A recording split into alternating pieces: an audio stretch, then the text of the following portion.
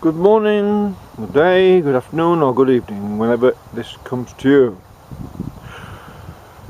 There has been a couple of decades now of talk about climate change, but very few people ask what does it actually mean, because no one can actually determine what the outcome of any climate change will be.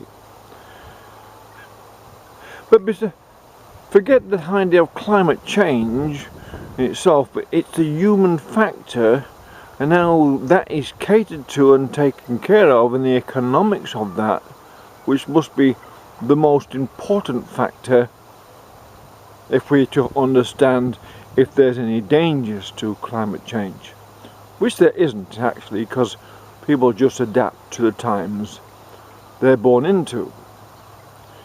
If people are given lots and lots of fears about something that is nefarious to climate change, well, that may cause an emotional disturbance within the collective. But those who are more disposed to ask the questions, what does it mean, have a more philosophical viewpoint about such things as climate or any natural phenomena. But it all gets down to practical questions, really. The most important question we can ask in Australia is about water. And it's a question no one is asking, not in any real, holistic, free-spirited, open-hearted, conversational wise. To date, there's been billions of dollars spent by government on it's called buying back water or whatever, yet very little has actually been done in regards to developing a narrative towards what Australia ought to do over the very long term when it comes to dealing with the climate variations, which creates a drought flood scenario which farmers suffer through. So what can you do about water? Well, there's lots and lots you can do about it, so this is what this little thing is about.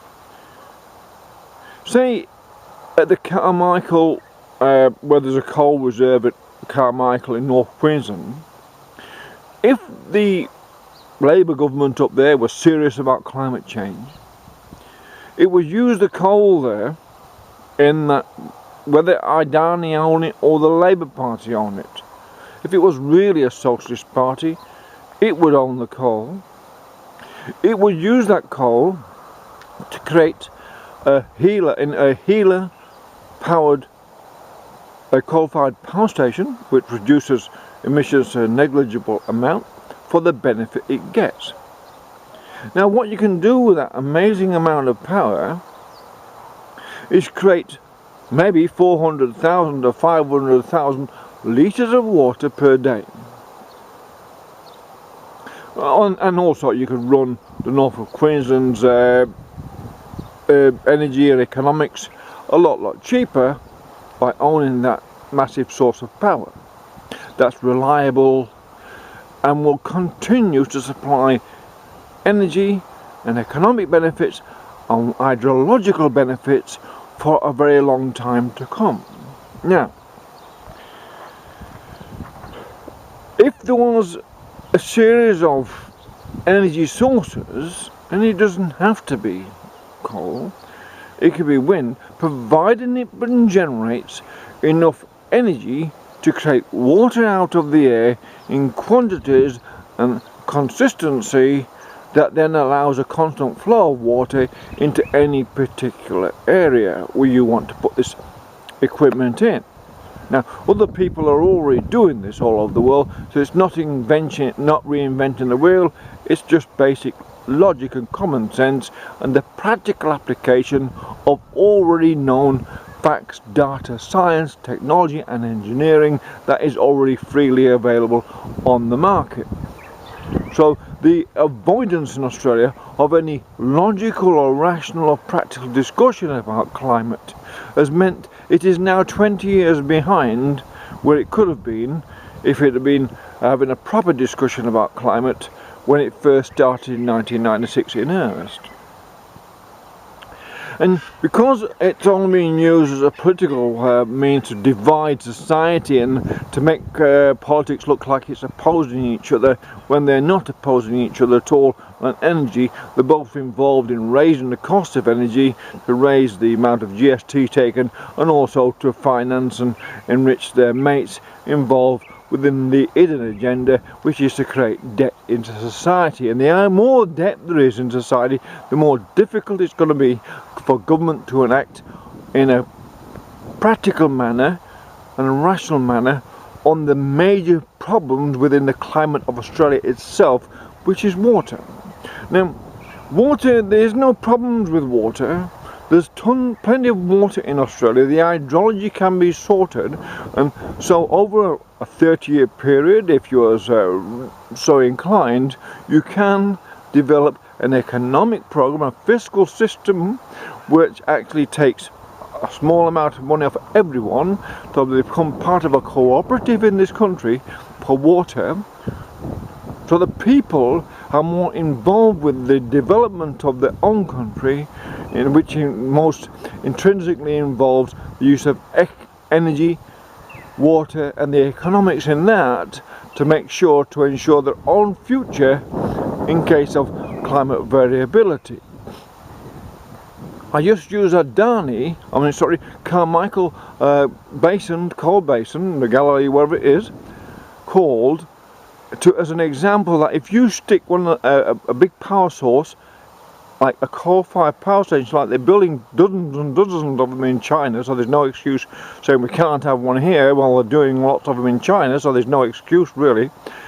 And it cleans up the particulates, the pollutions.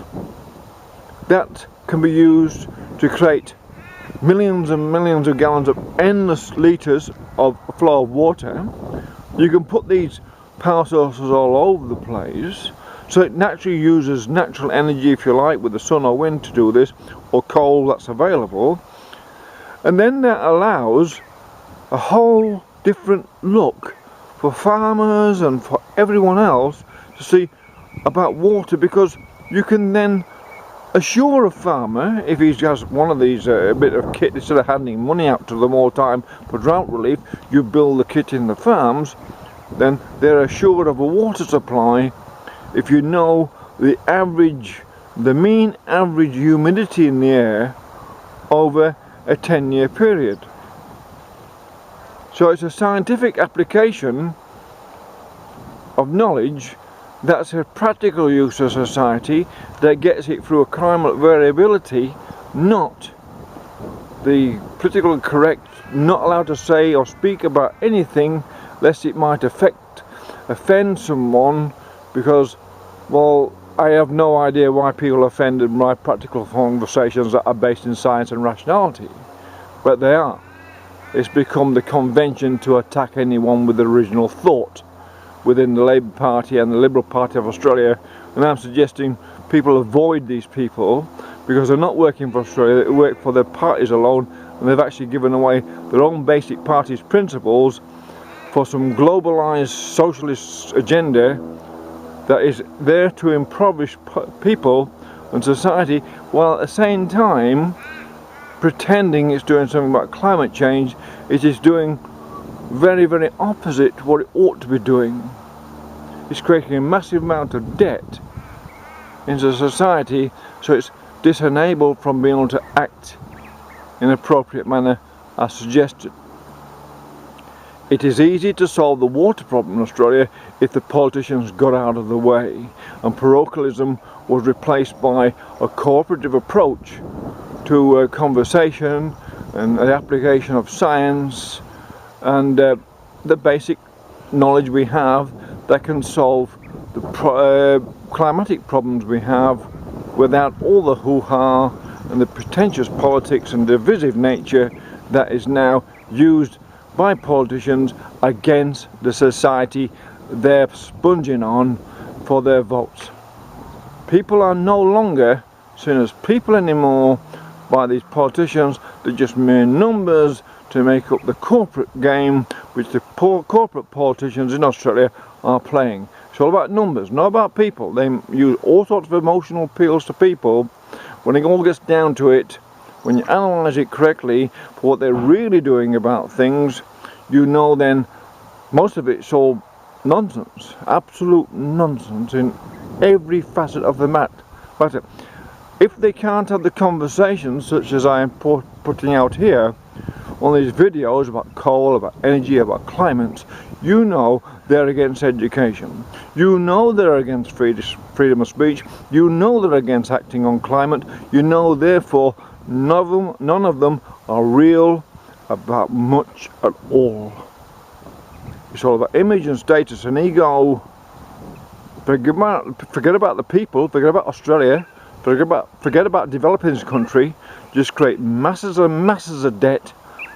And who owns that debt? That's who you are, your masters. You become puppets to those who own that debt. They then own you. But this is the beginning of a series of talks I will do on water. Who takes this up? That's up to them, and up to nature. If natural selection. You select this video and watch this, you learn something about water or common sense or practical logic, which politicians are now unable to delve into. They're just not allowed. There's no freedom of speech within the political parties itself, so therefore there's limited freedom of speech in society, and the media is very, very limited indeed in what it can do or say anymore. So we have to use things like YouTube to broadcast what is restricted now because of political correctness. Thank you. My name is irrelevant. We all are just people. That is equality.